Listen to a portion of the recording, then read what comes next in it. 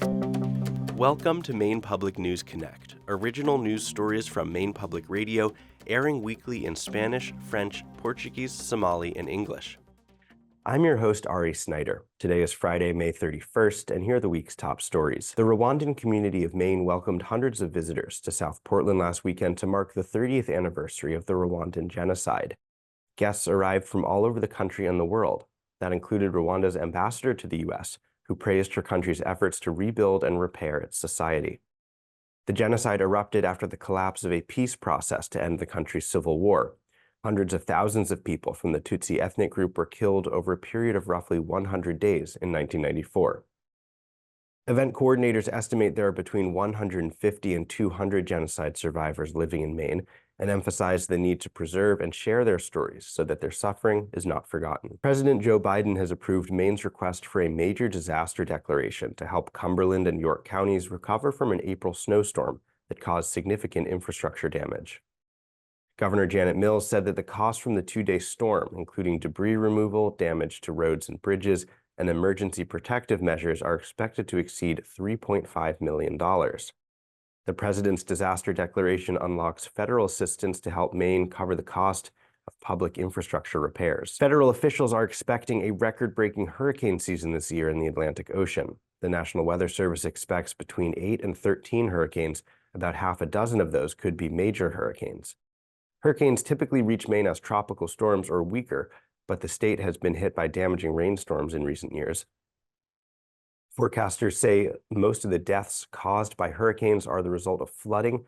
They also urged people to stay out of the ocean during storms due to the risk of dangerous currents. 4,000 middle and high school students this year will take part in the Outdoor Learning Initiative, a federally funded program that brings low-income children together to learn about the outdoors in Maine.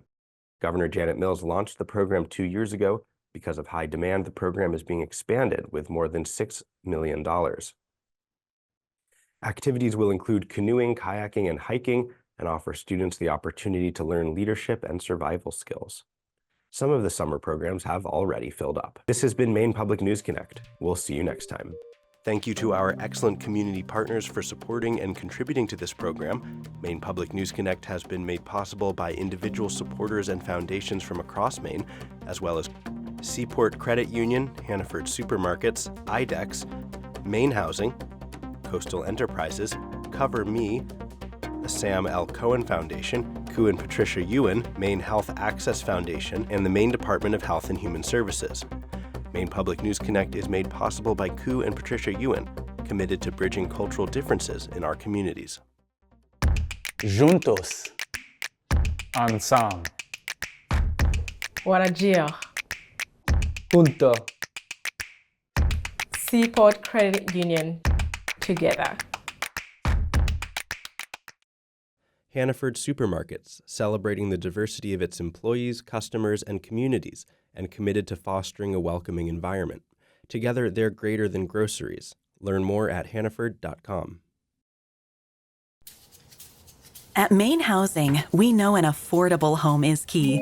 Our first home loan program offers Mainers low interest rates and down payment assistance on multi-unit properties. Learn more at MaineHousing.org.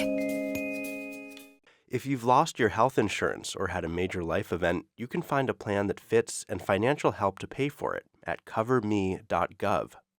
Things are changing with MaineCare. Stay connected to stay covered. Update your information today at MyMaineConnection.gov.